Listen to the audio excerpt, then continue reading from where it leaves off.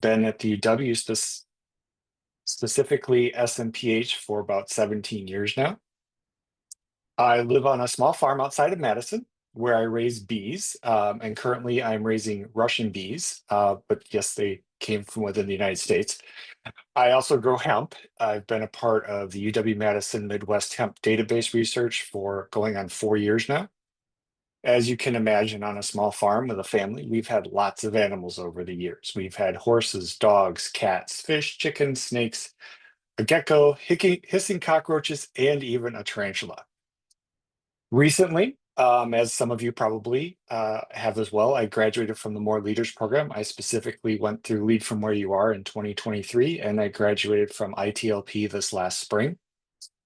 Also, this last spring, I received my Certified Business Relationship Manager status from the BRM Institute. So before I get to the Valkyrie archetype, I want to get us all on the same page.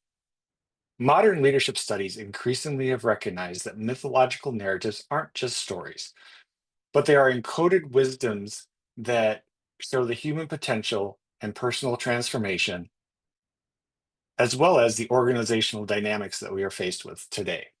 There are some key connecting principles to acknowledge. First, leadership transcends time and culture. Second, human psychological patterns tend to remain consistent. Next, wisdom is often cyclical and universal. And finally, myths encode complex leadership insights. So, in the ancient times, the Valkyrie archetype originated from Norse mythology, but it can also be found in Greek mythology, the Keres. The main difference between the two was that the Valkyries were seen as benevolent and the Keres were seen as malevolence. In Norse mythology, Valkyries were often depicted as a beautiful warrior who rides into battle on a horse or dragon. The Valkyries served Odin, choosing which warriors would die and which would live during battles. They guided the souls of the fallen to Valhalla, which is Odin's hall, where the bravest of warriors prepared for Ragnarok. They were often depicted as strong, ethereal, and loyal figures embodying themes of fate, death, and honor. They were also seen as independent individuals who were not afraid to take risks and fight for what they believe in. The modern interpretation of the Valkyrie archetype often portrays them as symbols of empowerment, justice, and guardianship. They are seen as independent, strong figures who embody courage, leadership, and the ability to navigate conflict. In contemporary media, they have been reimagined as protectors or warriors with a focus on agency and resilience, blending traditional mythology with modern values of equality and individuality. Now, let's take a deeper dive into Valkyrie archetype by going through the 4 Vs. So in my example, I'm going to use a shield to represent each of the 4 Vs here. In ancient times, the shield represented where you were from, who you served, and what you believed. It also physically protected you. In modern times, the shield can be just as symbolic, representing your beliefs, values, and journey. You can also use it to symbolically protect yourself or your team. The first portion of my shield is value. Typically, when we think of value, the first thing that comes to mind is the physical value or worth of something. In other words, tangible value or worth. I'm going to focus on the intangible side of value, not something you can easily see or touch. So in ancient times, Valkyries were the protectors and guides for the souls of the fallen warriors, as stated earlier. This meant they focused on the idea of value as well as recognizing and uplifting others. They also believed that every life has worth, and they actively participated in ensuring that the valor of these warriors is and was remembered. Now, in modern times, in leadership, we value our team members by understanding their strengths and contributions, as well as promoting a sense of belonging and purpose. So you're probably asking yourself, how does this actually look today? Well, before I give you some examples, we need to first understand what value means to a person. And to do that, we have to understand Maslow's hierarchy of needs, the image that you see in front of you. Simply put, the needs of a person will change as we fulfill the needs at each level. However, you have to start at the bottom and you can't skip a level. So the levels build on each other. You also have to understand where each person on your team is at with regards to the levels of the triangle, because how you show them value will be dependent on where they are in the triangle. Finally, the triangle does not include just work things, but it includes personal things as well. So here are 3 examples I have found useful. There are many more out there. The first one is recognition and meaningful appreciation. How do you do this? You can publicly acknowledge technical achievements in people, highlight when individuals make contributions, provide specific, meaningful performance feedback. As we say in More, feedback is a gift. Offer both monetary and non-monetary recognition, and create technical hero type recognition programs. Another example would be work-life balance and well-being. When can, offer flexible and remote work arrangements. Implement no meeting deep work blocks. This is something I believe Google does, where they have chunks of time where there is no meetings that take place whatsoever to allow people to just do their job. Provide mental health resources. Recognize the high stress nature of IT roles. We've heard change fatigue thrown around a bit. Implement burnout prevention strategies. Also respect personal time boundaries. The third example would be inclusive and a supportive environment. So we're back to foster psychological safety, promote diversity in your technical teams, ensure equal project opportunities, make sure everyone gets a chance to be on different projects. Work to create an environment valuing all technical perspectives, provide transparent communication about the company's direction, also support underrepresented groups in technology. These examples demonstrate that leader isn't just about managing technical resources, but about valuing the human beings behind the technology. The value framework items here are to be authentic, consistent demonstration of respect, support, and a genuine investment in each team member's professional and personal growth. The next part of my shield is vision. This is probably one of the easier of the 4 V's to understand, as we hear about it all the time. What is your mission statement? What is your vision for the future? It can also come in terms of strategic initiative or overall strategy.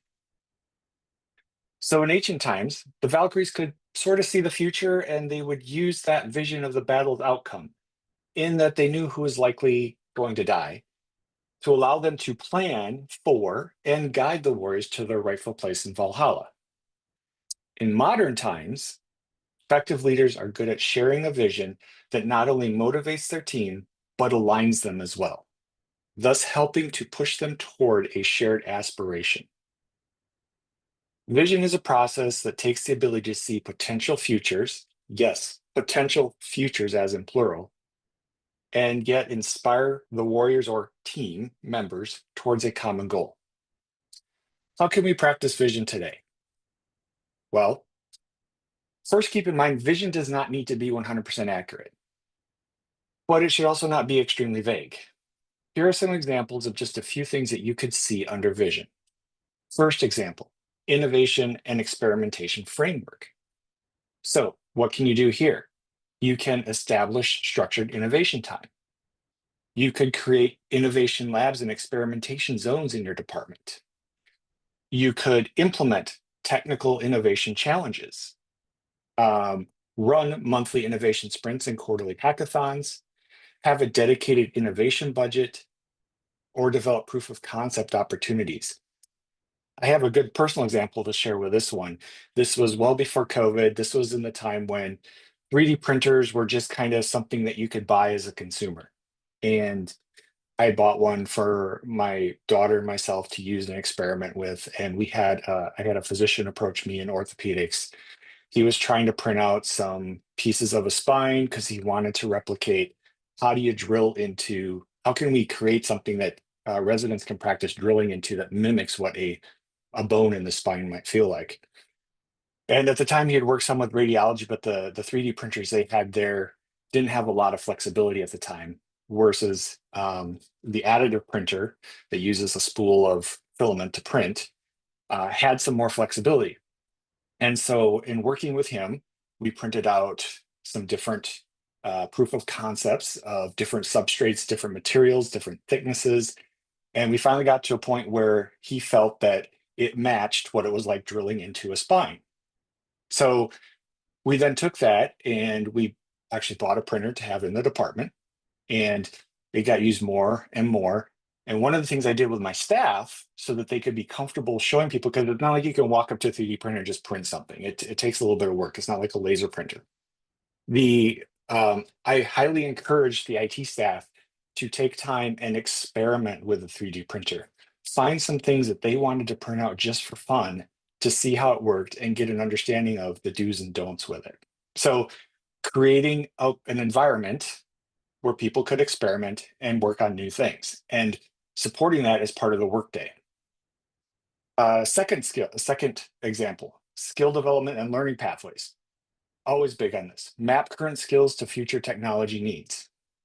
Create comprehensive learning pathways. You want to invest in emerging technology certifications. Will you use them all? Maybe not, but it's something to give your staff a step up on the competition. Support trainings in things like Kubernetes, cloud native computing, AI and ML and DevSecOps, which are big things these days. Provide forward-looking training opportunities. The third example, collaborative visioning and communication. So include your team in strategic technology decisions, make them a part of the process. Host some technology strategy sessions, maybe quarterly or semi-annually, again, bringing the team into the process. Create visual technology evolution dashboards. So kind of show people where you're going. It's like the image here on the slide. Develop compelling narratives about future capabilities. Use multiple communication channels. Not everyone does email. Not everyone does text. Not everyone does Teams. Use as many as you can. And also creating cross-functional vision teams would be appropriate as well, to give people the opportunity to work across different areas. The goal here is to create a holistic approach to technology leadership that balances strategic planning, innovation, skill development, collaborative communication, and continuous learning. The key vision framework items are: be transparent, create compelling narratives, involve the team, connect individual work to the broader vision, and maintain flexibility. Next, we move on to the third portion of my shield, validation. When we typically think of validation, we see it as meaning, I'm agreeing with you. Actually, validation does not mean I agree with you, it means I hear you. So in ancient times, Valkyries were known for choosing who lives and who dies in battle. This was a selection process that symbolized validation, as they recognized and honored the bravery and valor of warriors. In modern times, in leadership, validation involves acknowledging and affirming contributions of team members, fostering a culture of appreciation and respect. So what are some ways that we can show validation?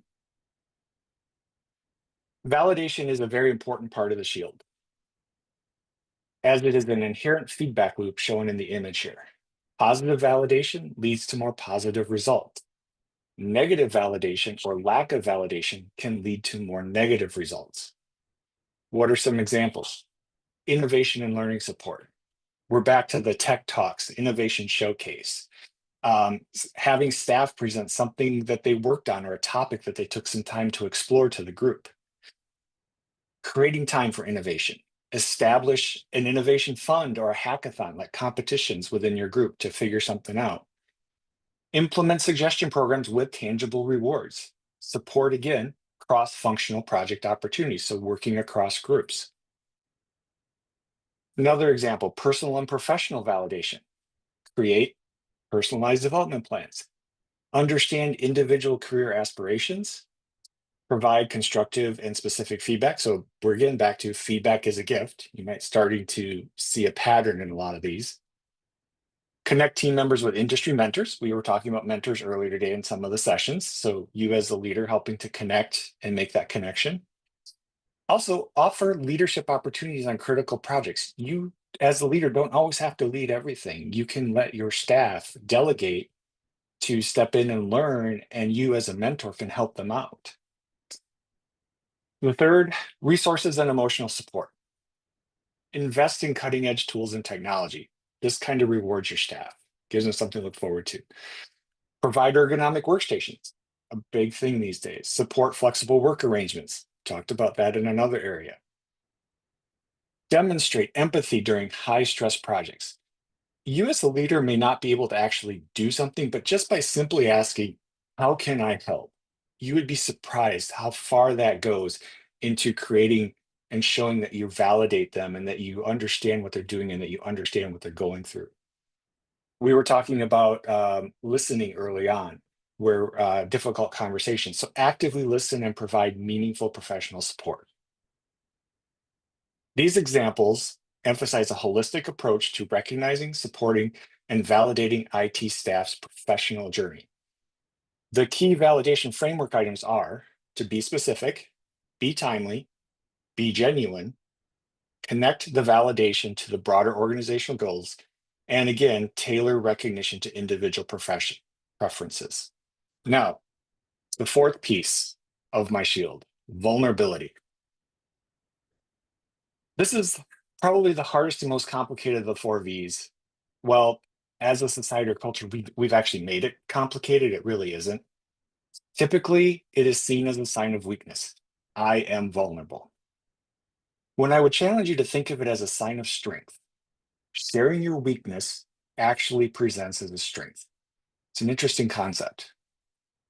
So in ancient times, Valkyries were always seen as fierce and powerful. However, it was their connection to the human experience that showed they could embody vulnerability. They got to see the struggles and sacrifices warriors made, which require the Valkyries to have empathy and emotional awareness. In modern times in leadership, when we embrace vulnerability, we can foster trust and open communication. This allows us as leaders to connect more deeply with our teams. What does vulnerability look like? It is the bridge that leaders can construct with their team to show them that they have empathy and emotional awareness. Keep in mind, the team is always vulnerable to you. It's a simple power dynamic. You're the boss. By flipping the script and sharing how you as a leader experience vulnerability completes the bridge. What are some ways you could do that? First, through emotional and personal growth openness. Share your own learning journey and challenges in technology. Discuss experiences with imposter syndrome. Be transparent about the stress of leadership and mental health. Explain how you are continuously improving technical skills and soft skills. We never stop learning. Show vulnerability by discussing personal, professional challenges. Another way, decision-making and strategic vulnerability. Explain the reasoning behind technical decisions, including your doubts. Admit when you've made suboptimal architectural or strategic choices. So admit when you were wrong. Invite the team input on complex technological strategies. Again, bring the team in. Be open about the challenges of balancing technical and business requirements, because from a leader's perspective, we have more to balance than from maybe a team member who reports to you. Demonstrate that leadership involves collaborative and uncertain decision-making. Our job is not to be right, but to get it right. And that takes time. A third example, performance and feedback receptivity. So again, feedback is a gift. Actively seek genuine feedback on your leadership approach. You could do this directly. You could work through your boss to get 360 feedback from your team. Ask team members how you can improve as a technical leader. Share performance reviews where you receive constructive criticism. Acknowledge when your management style might be creating obstacles. So this would be a mindfulness exercise. Show that personal and professional growth is a continuous process. These approaches help build trust, create a more open work culture, demonstrate that leadership is a journey of continuous personal and professional development. By showing vulnerability, IT leaders can create a more supportive, innovative, and collaborative team environment. The key vulnerability framework components are being authentic, genuine sharing, psychological safety, demonstrating that it is not about being perfect and that continuous learning and growth are normal. So in conclusion, this is my shield with the 4 V's filled out: value, vision, validation, vulnerability. Today we went from myth to modern. Just like the Valkyries choosing which warriors were worthy of going to Valhalla, we as leaders are choosing technologies and developing talent. From concept to practice, we learned that these ancient principles and wisdom and explored ways of translating that into our daily stand-ups or interaction with our teams.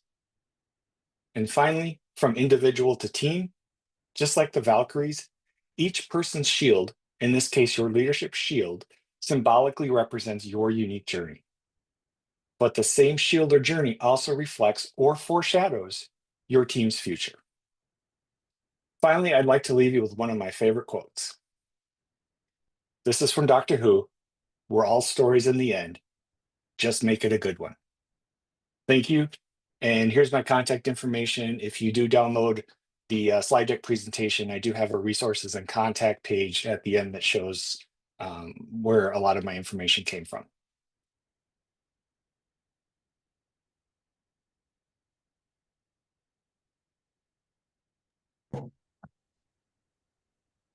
Thank you, Ken. Appreciate the talk. Does anybody in the room here have any questions? I guess I can start. This is Nils, by the way. Do you have Norse background, I assume? I do not actually. I like to refer to it as Czechoslovakian, but Bohemian. My Okay. father, my great grandparents came over from Bohemia, actually. Great question though. Not really a question, but I know someone was probably asking, is like, how did I come up with the analogy of a Valkyrie with the 4 V's? I'd had the 4 V's as I was going through more last year, and I really wanted to do a talk and a presentation as I kind of came up with this. And I really didn't know how to connect it to something that maybe might intrigue people. And I happened to be watching, I think it was Valhalla on Netflix. It was a Viking series, right? And then I was like, oh, Valkyrie. And I'm like, huh, is there any connection? So I started doing some research and there was a connection. So I'm like, it's a V. I got 4 V's. It worked. Good hook. Yeah. That explains a lot. Dave, do we have any questions from online? Nope, just a lot of great talk and thanks and such like that. Perfect. Awesome. Once again, any questions in person? Okay. Well, Ken, thanks a lot for your talk. We appreciate it. Awesome. Thanks, guys, for listening. I appreciate it. All right. Have a great day.